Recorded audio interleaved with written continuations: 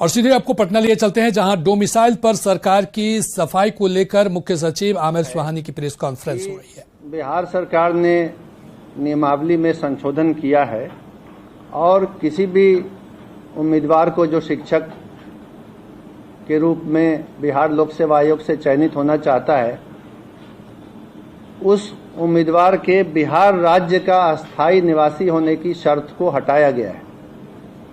ये शर्त नहीं रहेगी कि बिहार राज्य के अस्थायी निवासी ही बिहार लोक सेवा आयोग की परीक्षा में शामिल हो सकते हैं। ये शर्त हटाई गई है। तो ये शर्त क्यों हटाई गई है? इस शर्त को नहीं रखा जा सकता है, रखना व्यवहारिक नहीं है, विधि सम्मत भी नहीं है, कानूनन संभव नहीं है ये शर्त रखना। ये बात समझाने के लिए, बताने के लिए मैंने आप सबको यहाँ बुलाया है। और इसमें सबसे पहले ये समझने की बात है कि भारत का जो संविधान है उसका अनुच्छेद 16 आर्टिकल 16 बिल्कुल स्पष्ट है।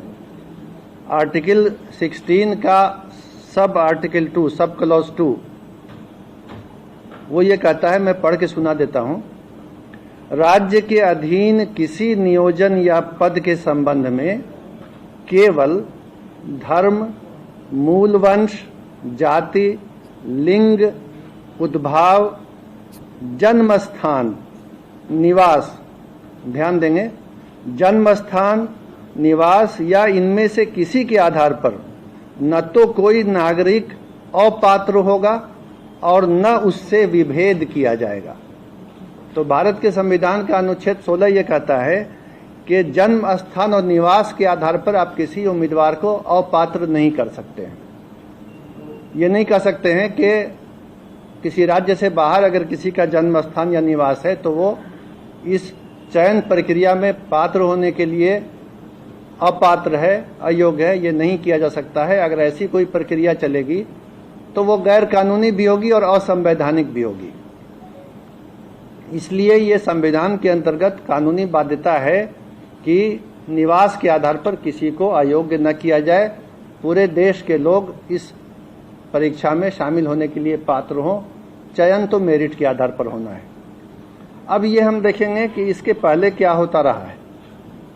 बिहार लोक सेवा आयोग के स्तर पर पहले भी 3 बार परीक्षाएं ली गई हैं शिक्षक की नियुक्ति के लिए।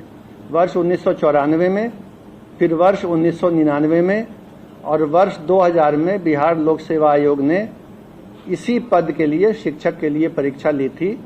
और तब भी यही नियम था उस परीक्षाओं में भी कि देश के किसी भी भाग का नागरिक परीक्षा में भाग ले सकता है और चयनित हो सकता है। और इसके आलोक में ही पहले चयन हुआ है।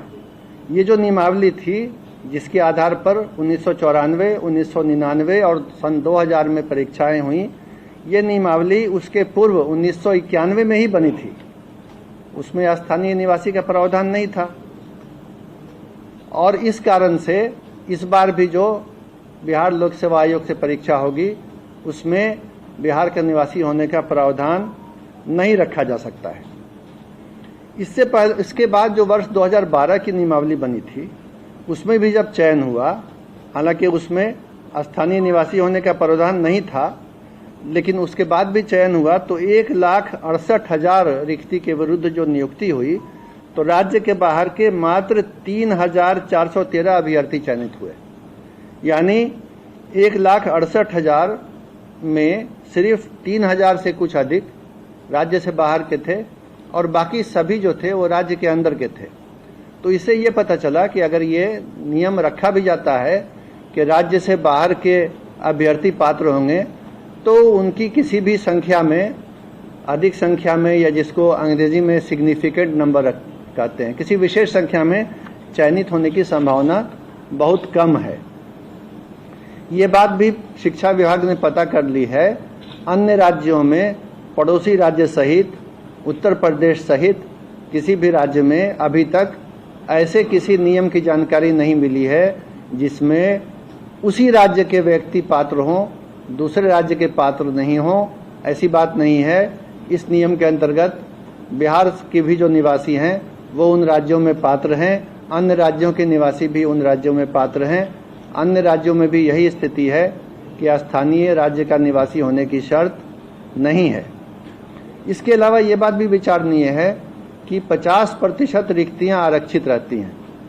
आरक्षण का नियम स्पष्ट है, जो आरक्षण का अधिनियम बिहार में है, सभी सेवाओं में लागू है कि आरक्षण का लाभ, आरक्षण के आधार पर चयनित होने का लाभ केवल और केवल राज्य के अंदर के निवासी को ही मिलता है। ये आरक्षण का नियम है, ये शिक्षक नियमावली में नहीं है, ध्यान देंगे।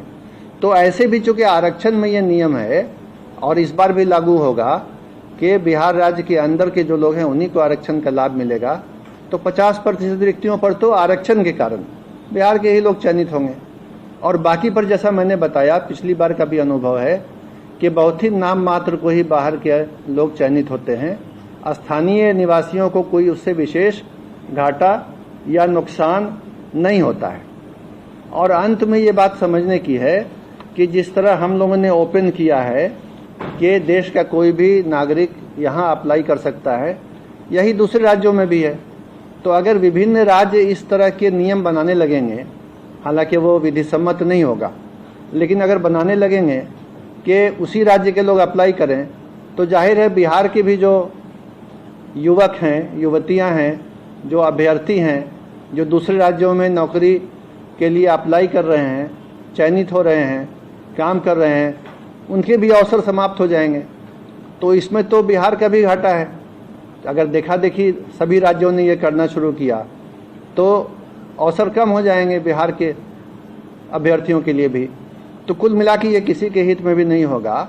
और ये सरकार ने सभी विधिक पहलुओं की जांच करके, कानूनी पहलू को समझ के, बहुत सोच विचार करके ये नियम बनाया है कि बिहार राज्य सहित पूरे देश के लोग अप्लाई कर सकते हैं।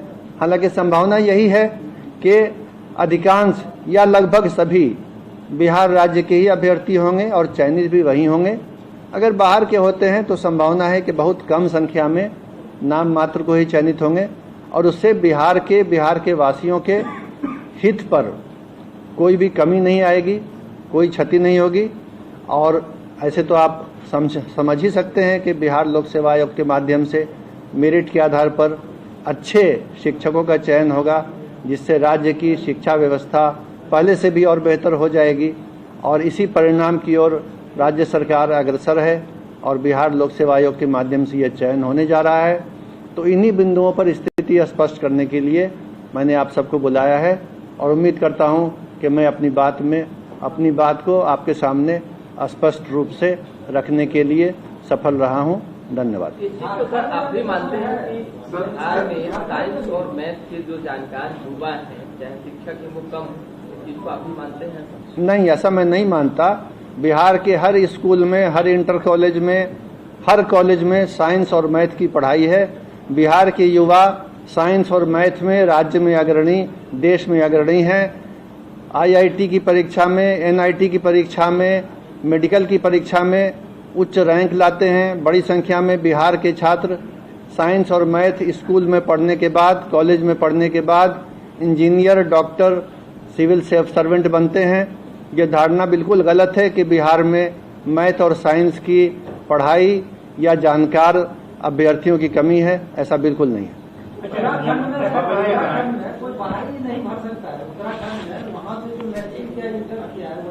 मैंने आपको संविधान के अनुच्छेद 16, आर्टिकल 16 को पढ़ के सुना दिया। मैं दोबारा पढ़ के सुना देता हूँ।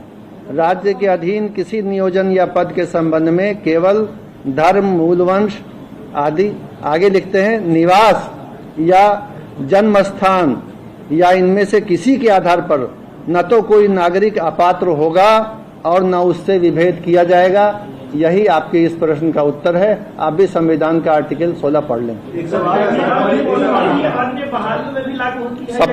सबको बाकी मौका मिलेगा। एक सवाल है सर, इसके पहले ऐसा क्या जरूरत पड़ा था कि बिहारी सिर्फ अप्लाई करेंगे, आखिर इसको संशोधन करने की नौबत क्यों? मेरे ख्याल से उस समय ये बिंदु ध्यान में नहीं रहा होगा कि इसमें कुछ कानूनी बाध्यताएं हैं, इस कारण। तो डोमिसाइल पर विरोध के बाद सरकार की तरफ से सफाई सामने आई है। उन्होंने साफ तौर पर कहा है कि कानून के तहत ही ये फैसला लिया गया है।